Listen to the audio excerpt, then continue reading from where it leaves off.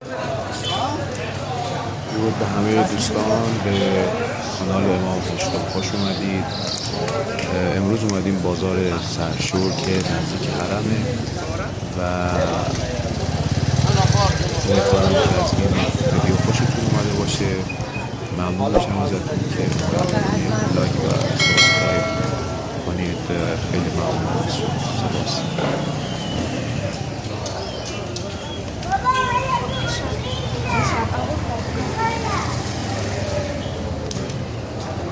تا آتبو صحبا که مرتب میدید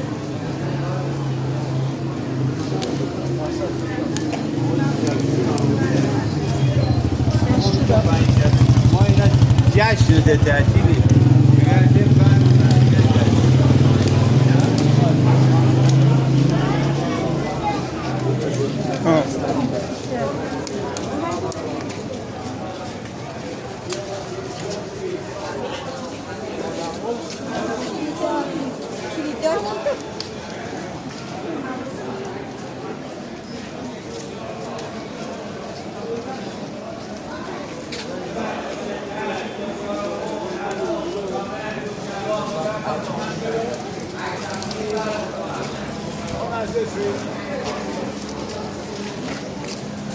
آنتو شهلا آنتو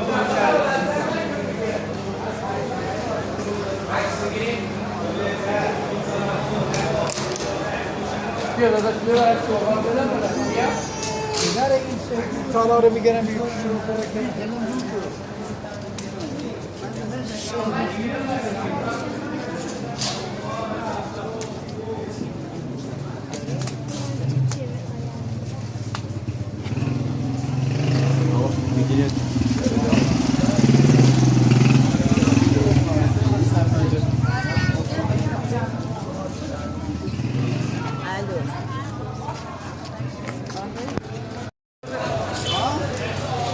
درود به همه دوستان به کانال امام هشتم خوش اومدید.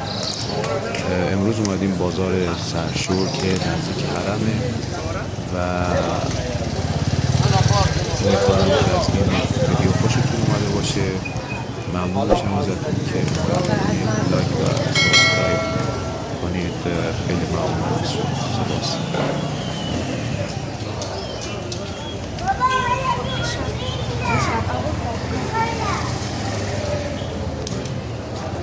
تا آتبو صحبا که مرتب میدید